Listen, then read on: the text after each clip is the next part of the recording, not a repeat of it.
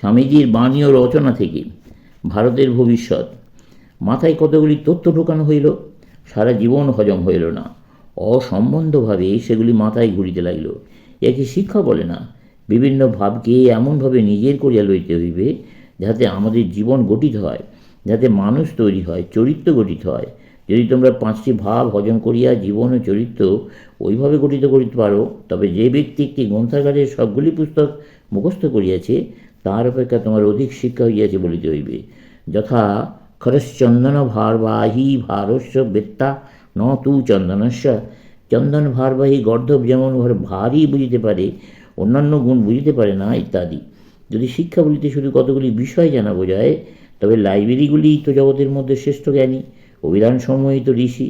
সুতরাং আদর্শ এই হওয়া উচিত যে আমাদের আধ্যাত্মিক ও লৌকিক সর্বপ্রকার শিক্ষা নিজেদের হাতে লইতে হইবে এবং যতদূর সম্ভব জাতীয়ভাবে ওই শিক্ষা দিতে হইবে। অবশ্য ইহা একটি গুরুতর ব্যাপার, কঠিন সমস্যা। জানি না ইহা কখনো কার্যে পরিণত হইবে কিনা, কিন্তু আমাদিগকে কার্য আরম্ভ করিয়া দিতে হইবে। কীভাবে আমাদের কাজ করিতে হইবে? দৃষ্টান্তস্বরূপ এই মাদ্রাজের কথাই ধরো। আমাদেরকে একটি মন্দির নির্মাণ করিতে হইবে, কারণ হিন্দুগণ সকল কাজেরই প্রথমে ধর্মকে লইয়া থাকে। তোমরা বলিতে পারো এই মন্দিরের কোন দেবতার পূজা হইবে। এই বিষয়ে লইয়া বিভিন্ন সম্প্রদায় বিবাদ করিতে পারে। এরূপ হইবার কিছুমাত্র আশঙ্কা নাই। আমরা যে মন্দির প্রতিষ্ঠা করিবার কথা বলিতেছি ও সাম্প্রদায়িক হইবে।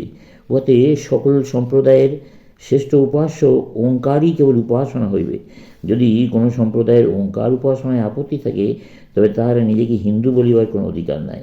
যে কোনো সম্প্রদায়ভুক্ত হইবে না কেন, প্রত্যেকেই নিজ নিজ সম্প্রদায়গত ভাব অনুসারে ওই ওঙ্কারের ব্যাখ্যা করতে পারে। কিন্তু সর্বসাধারণের উপযোগী একটি মন্দিরের প্রয়োজন। অন্যান্য স্থানে তোমাদের বিভিন্ন সম্প্রদায়ের পৃথক পৃথক দেব প্রতিমা থাকতে পারে, কিন্তু এইখানে ভিন্ন মতাবলম্বী ব্যক্তিগণের সহিত বিরোধ করিও না। এখানে আমাদের বিভিন্ন সম্প্রদায়সমূহের সাধারণ মতসমূহ শিক্ষা দেওয়া হইবে। অথচ ওই স্থানে আসিয়া প্রত্যেক সম্প্রদায়ের তাহাদের নিজ নিজ মতসমূহ শিক্ষা দেওয়ার পূর্ণ স্বাধীনতা থাকবে। কেবল একটি বিষয় নিষেধ, অন্য সম্প্রদায়ের সহিত মতবিরোধ থাকিলে বিবাদ করিতে পারবে না। তোমরা যাহা বক্তব্য আছে বলিয়া যাও, জগৎ আর শুনিতে যায়, কিন্তু অন্য ব্যক্তি সম্বন্ধে তোমার কি মত তা শুনিবার অবকাশ জগতের নাই। সেটি তোমার নিজের মনের ভেতরেই থাকুক। দ্বিতীয়ত, এই মন্দিরের সঙ্গে শিক্ষক ও প্রচারক গঠন করিবার জন্য একটি শিক্ষাকেন্দ্র থাকবে। এখান হইতে যে সকল শিক্ষক শিক্ষিত হইবেন, তারা সর্বসাধারণকে ধর্ম ও লৌকিক বিদ্যা শিক্ষা দেবেন। আমরা এখন যেমন দ্বারে দ্বারে ধর্ম প্রচার করিতেছি, তাহাদেরকে সেরূপ ধর্ম ও লৌকিক বিদ্যা দুই প্রচার করিতে হইবে। আর ইহা অতি সহজেই হইতে পারে। এই সকল আচার্য প্রচারকগণের চেষ্টায় যেমন কার্য বিস্তৃত হইতে থাকিবে, অমনি এরূপ আচার্য প্রচারকের সংখ্যাও বাড়িতে থাকিবে। ক্রমশ অন্যান্য স্থানে এরূপ মন্দির প্রতিষ্ঠিত হইতে থাকিবে, যতদিন না আমরা সমগ্র ভারত ব্যপ্ত করিয়া ফেলতে পারি। ইহাই আমার প্রণালী। ইহা অতি প্রকাণ্ড ব্যাপার বোধ হইতে পারে, কিন্তু ইহাই প্রয়োজন। তোমরা বলিতে পারো টাকা কোথায়? টাকার প্রয়োজন নাই, টাকায় কি হইবে? গত 12 বছর যাবৎ কাল কি খাইব তার ঠিক ছিল না, কিন্তু আমি জানতাম অর্থ এবং আমার যাহা কিছু আবশ্যক সব আসিবেই আসিবে, কারণ অর্থাদি আমার দাস। আমি তো ওইগুলির দাস নই। আমি বলে দিচ্ছি, অর্থ অন্য সব নিশ্চয়ই আসিবে। জিজ্ঞাসা করি, মানুষ কোথায়? আমাদের অবস্থা কী দাঁড়াইয়াছে তা তোমাদেরকে পূর্বেই বলিয়াছি। মানুষ কোথায়? হে মাদ্রাজের যুবকবৃন্দ, আমার আশা তোমাদের উপর। তোমরা কি তোমাদের সমগ্র জাতির আহ্বানে সাড়া দেবে না?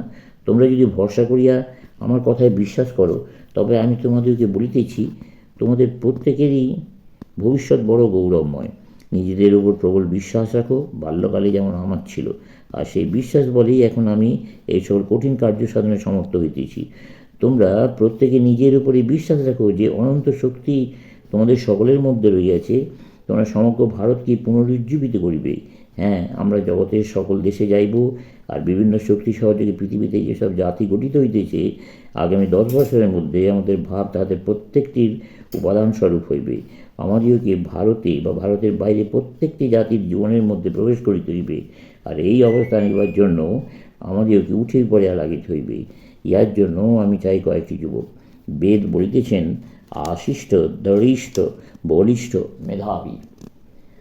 আশাপূর্ণ, বলিষ্ঠ, দৃঢ়চেতা ও মেধাবী যুবকগণই ঈশ্বর লাভ করিবে। তোমাদের ভবিষ্যৎ জীবনের পথ নির্ধারণ করিবার এই সময়।